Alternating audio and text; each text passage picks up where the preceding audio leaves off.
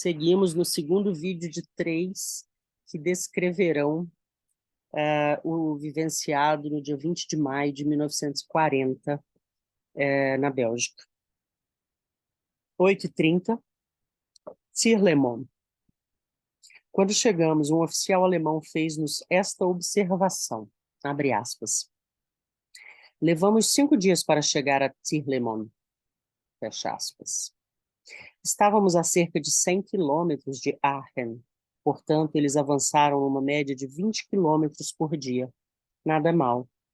Reparei que em todo esse percurso não havia uma única cratera de bomba sobre a estrada.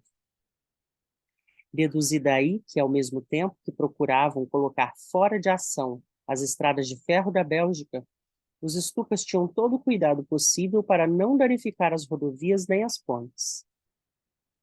Parece que o comando alemão resolveu antecipadamente não fazer uso das ferrovias do país, servindo-se apenas das estradas de rodagem. É que o exército nazista foi criado para avançar sobre veículos movidos a gasolina. Encontramos uma enorme cratera aberta na estrada, justamente no ponto em que essa passa sobre um riacho, a entrada da cidade. Um buraco de 30 metros de diâmetro por 8 de profundidade. O oficial explicou-nos que aquilo tinha sido obra dos franceses. Foram os técnicos franceses em dinamite, disse ele. Em vários pontos conseguiram realizar um trabalho magnífico. Mas não conseguiram deter o avanço dos nossos tanques. Os tanques atiraram-se sobre aquela fábrica que os senhores veem ali à esquerda, derrubaram as suas paredes como se fossem de papel, atravessaram o riacho a cerca de 200 metros daqui e continuaram a perseguir o inimigo. Costumamos perder pouco tempo, acrescentou, muito embora sejamos obrigados a reconhecer que os franceses fizeram aqui um bom trabalho. A admiração que demonstrava pelos dinamitadores franceses era enorme. Em Tirlemont, notamos muitos sinais de luta violenta travada nas próprias ruas da cidade. Casas perfuradas pelas rajadas de metralhadoras, muitas arrasadas até o chão pelas bombas dos Stukas. 9h15. Louvain. Esta antiga cidade universitária que os alemães, num assombro de cólera, incendiaram completamente em 1914, está mais uma vez, em grande parte, destruída. Pelo menos foi essa a primeira impressão recebida, e me tocou fundo. Quarteirões inteiros reduzidos a pouco mais que nada. As ruínas ainda fumegavam. A cidade foi tomada há apenas 2 ou 3 dias. Através das ruínas, dirigimos-nos à universidade para inspecionar a sua biblioteca. Esta também fora incendiada pelos alemães em 1914 e reconstruída com os donativos oferecidos por centenas de estabelecimentos de ensino norte-americanos. O que aconteceu à biblioteca? Pergunta um oficial, um coronel idoso de lábios grossos, nada antipático. Chegaremos lá num instante, o senhor verá, disse ele. Por um minuto, cala-se. Possivelmente descobre a minha impaciência e acrescenta. Aqui mesmo na cidade travou-se uma luta violenta. Verdadeiros combates em plena rua. A cidade mudou de mãos várias vezes. Nós avançávamos e eles nos rechaçavam. Assim registraram-se estragos inevitáveis. Mein Herr, que é senhor, né, em alemão, eu acho. Então, é porque a biblioteca foi destruída, concluí. Um minuto depois estávamos lá, subindo a Praça Fronteira, completamente revolvida pelas trincheiras de defesa. Saltamos dos automóveis e olhamos. O grande edifício da biblioteca está completamente arrasado. As ruínas ainda fumegam. Algumas das traves que sustentavam o teto permanecem de pé. A fachada, em lindo estilo Tudor, enegrecida pela fumaça, sustém-se ainda, orgulhosa. Quando me vou aproximando dela, um soldado alemão vem correndo e aconselha-me a não avançar demais, pois a parede ameaça ruir a qualquer momento. Mesmo assim, chegamos até bem perto. Sinto-me fascinado pelas inscrições gravadas em pedra. Registro algumas numas folhas de papel. Escola Finch, Universidade de Hofstra, Academia Phillips, Andover, Universidade do Illinois, Associação Americana das Universidades Femininas, Escolas Públicas da cidade de Filadélfia. E assim por diante. Foram esses estabelecimentos de ensino, juntamente com muitos outros, que doaram dinheiro suficiente para a reconstrução dessa biblioteca. Procuro a famosa inscrição que despertou tanta controvérsia idiota. Abre parênteses, que hoje não parece assim tão idiota. Fecha parênteses. Entre alguns dos doadores norte-americanos e as autoridades belgas, em 1925, quando cheguei à Europa pela primeira vez, ocasião em que o edifício estava sendo terminado. Não a encontro. Procuro lembrar-me das suas palavras e não consigo. Mas penso que era alguma coisa assim, destruída pela fúria alemã, reconstruída pela generosidade americana. E os livros? Pergunto ao coronel, que cada vez mais me parece um sujeito decente. Queimados, disse ele. Todos, provavelmente. Um trabalhador nazista de braços vulgares e desonestos, cuja braçadeira amarela o aponta como servindo à organização Todt, que segue logo após as tropas alemãs e se encarrega da remoção dos destroços, chega-se a mim e diz: foram os ingleses. Puseram-lhe fogo antes de abandonarem a cidade. Uma atitude típica, não? Prefiro não responder.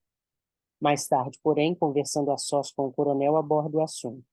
Olha-me de frente, dá de ombros e diz: My Herr, como já lhe disse, travou-se uma batalha dentro desta cidade. Violentos combates de rua, artilharia e bombas. O senhor pode ver o que foi destruído. Da parte que me toca, não sei se um edifício foi arrasado de forma diferente de outro. Isto é, se a biblioteca foi destroçada da mesma forma que os outros prédios ou de forma diferente. Antes da nossa partida de Berlim, certo oficial do exército alemão desceu até a Wilhelmstrasse para nos dizer: senhores, acabamos de receber uma informação de Louvain. Os ingleses saquearam a velha cidade. Saquearam-na da forma mais vergonhosa possível. Passamos toda a manhã em Louvain, vendo as ruínas, penetrando no interior dos edifícios que ainda permaneciam de pé, falando com os primeiros habitantes que regressavam a seus lares, com os padres e os monges, alguns dos quais permaneceram durante os 3 dias de batalha ocultos no porão de um mosteiro dos arredores. Ainda não vimos nem ouvimos a menor evidência de que os ingleses tenham saqueado a cidade. Aliás, devo dizer a bem da verdade, nenhum dos oficiais do exército regular alemão fez a menor alusão ao caso. Quando entramos na cidade às 9h15 da manhã, as ruas arrasadas estão inteiramente desertas. Não se vê um único civil, apenas soldados e homens da Arbeitsstadt, envergando o uniforme tcheco. Já não existe um número suficiente de uniformes alemães? Ou membros da organização Todt, em roupas de trabalho, a faixa amarela presa ao braço. Louvain contava 41.000 habitantes até a manhã em que Hitler invadiu o Ocidente. Uma semana depois, quando as tropas alemãs penetraram na cidade, nenhum habitante se achava lá. Não pudemos descobrir o número de civis que foram mortos. Provavelmente muito poucos. Talvez mesmo nenhum. O que aconteceu foi que a população, tomada de terror ante as hordas nazistas, e lembrando-se de como, na última invasão alemã em 2014, 200 cidadãos dos mais notáveis da cidade foram fuzilados como medida de represália contra pretensos assassinatos, fugiu apavorada antes da chegada dos alemães. Quando partimos pela tarde, vemos os primeiros que regressam. Observo as suas fisionomias, estão estupefatos, horrorizados, tristes e desolados. Mas, mesmo assim, como são dignos. Compreendo. A dignidade que encobre o sofrimento pode ser, de certa forma, e em dado momento, quando estampada na fisionomia humana, uma coisa nobre e até mesmo linda. Os nossos super sofisticados, como Aldous Huxley, precisam observar um pouco mais essas coisas, estampadas na carne entre montões de ruínas. O comandante acompanha-nos até a catedral e a prefeitura. Com exceção de uma ou duas vidraças partidas, os dois edifícios estão incólumes. Devem ter escapado ao incêndio da cidade em 1914, pois são bem velhos. Um dos oficiais alemães faz-me essa observação. Os Stukas levam uma vantagem sobre os aparelhos ordinários de bombardeio. Qual é? Pergunto. São mais certeiros. Veja como a Rathaus e a Catedral foram poupadas. Os bombardeiros ordinários que atacassem a cidade, muito provavelmente as teriam atingido também. Os Stukas não. Estes somente atingem os seus objetivos. Penetramos na prefeitura. No longo hall de construção medieval, provavelmente o salão de recepção, uma vez que está situado na frente do edifício, percebemos imediatamente que ali esteve instalado algum quartel-general britânico. Numa grande mesa de madeira estavam alinhados mapas, cadernos de notas, garrafas de uísque, latas de biscoito com seus estranhos rótulos ingleses. Tudo prova que os britânicos ali estiveram até há pouco. Um corredor conduz aos aposentos internos, menor que o salão, onde parece que os oficiais ingleses se tinham instalado. Sobre suas mesas, mais mapas, alguns dicionários francês e inglês. Sobre uma delas, divisei logo um manual de artilharia. Num dos aposentos, o assoalho estava manchado de sangue. O comandante arrisca uma tímida explicação, dizendo que 2 feridos belgas ali estiveram até morrer. Em todos os aposentos, sob as telas da Renascença pendentes das paredes, colchões rasgados sobre os quais dormiam os ingleses. Muitos deles estão manchados de sangue, como se nos últimos dias tivessem sido usados não para dormir, e sim para morrer.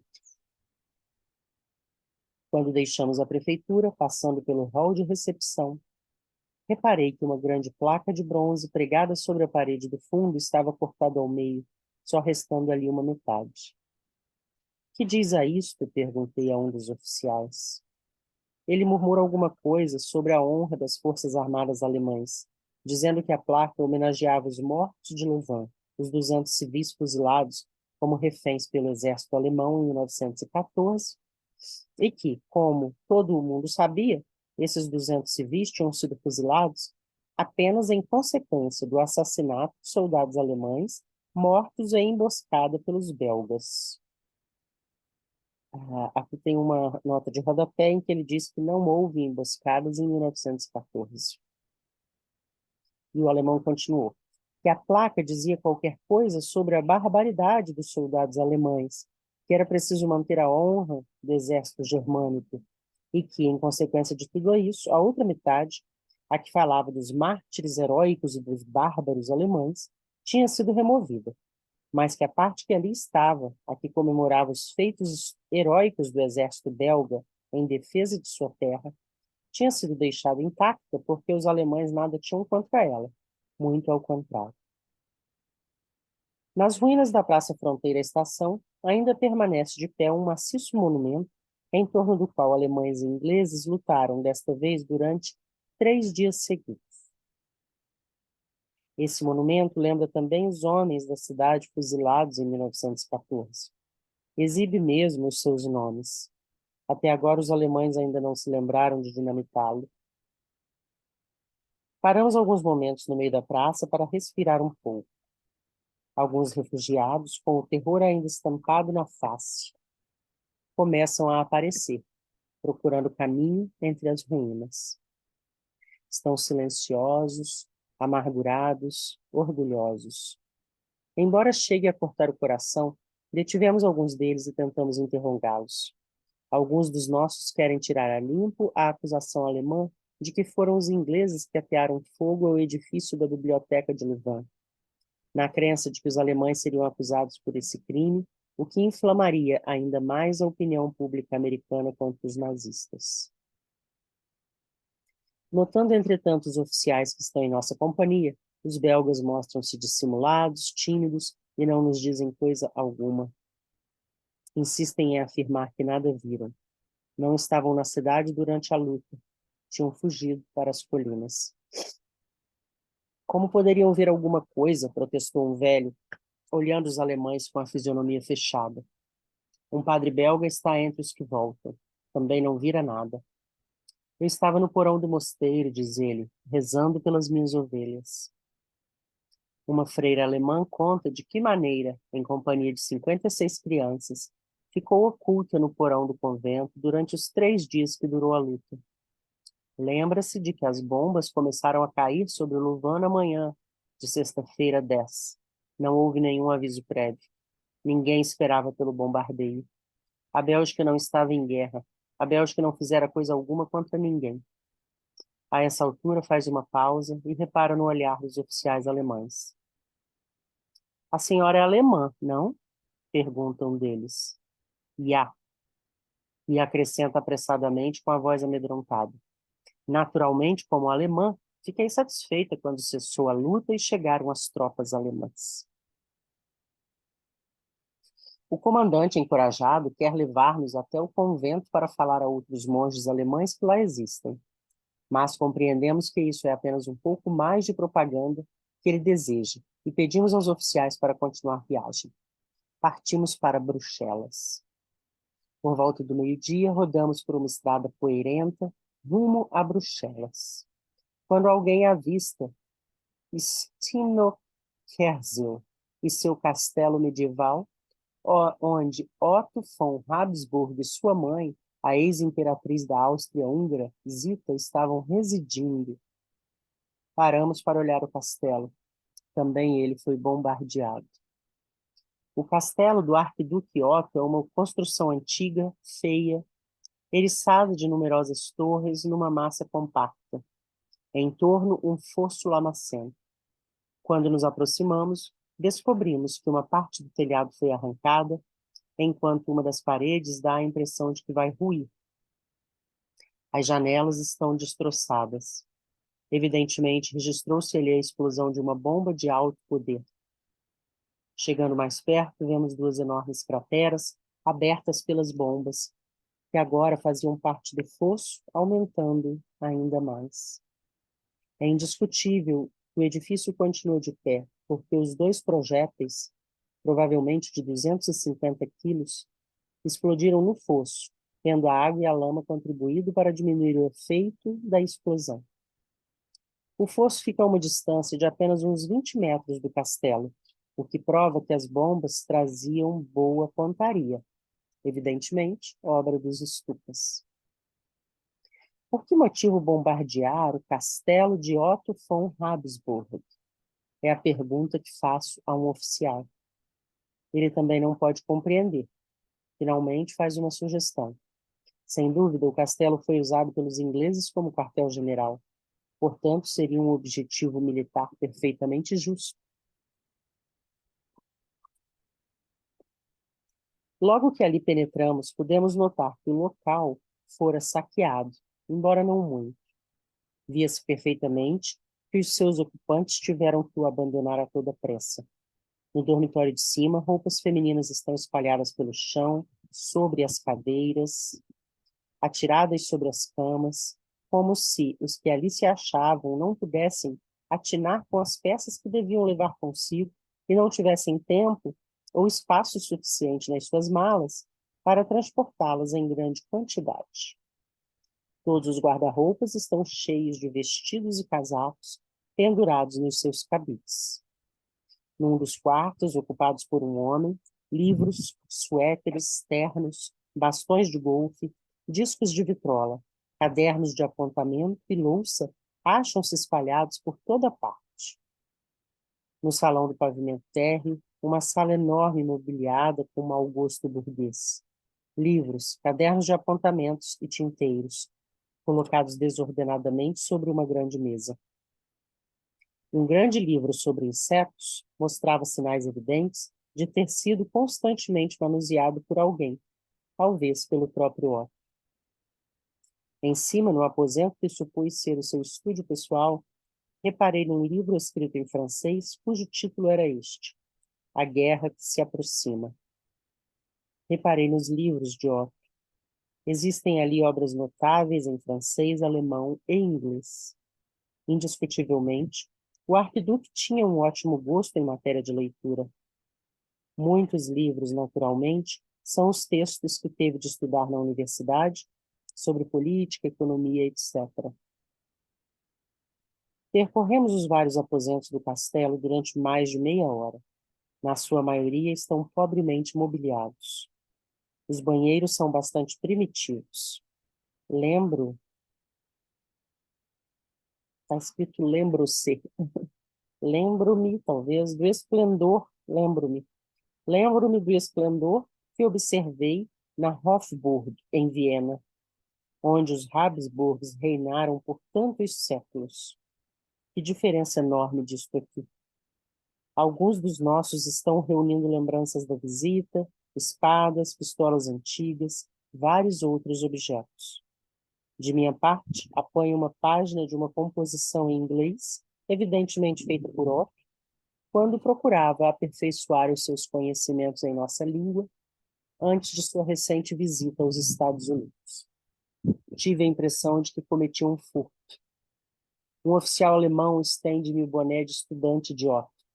Apanho meio sem jeito. Alguém descobre diversos cartões de visita, mostrando-me um deles. Diz o seguinte: La Imperatriz de Autriche e Reino de Hungria. Guardo no bolso. Um cão magro, faminto, amedrontado, vagueia em torno dos leitos, de quarto em quarto, e acompanha-nos depois até a estrada. Deixamos o castelo entregue à sua guarda. Nas proximidades, não existe viva alma. De Stinokerzo até Bruxelas, as estradas estão apinhadas de caminhões e peças de artilharia motorizada alemã que se dirigem para o oeste, seguindo pela direita da rodovia. Pela esquerda, uma interminável coluna de refugiados exaustos, que regressam sob o sol e a poeira para as suas cidades destruídas. Eu estava sentindo um apetite cada vez maior, pensando no almoço que nos esperava em Bruxelas, mas à vista desses refugiados perdi inteiramente a vontade de comer. Ficamos por aqui e no próximo vídeo vamos ler tudo que ele vivenciou na tarde deste dia. Até a próxima.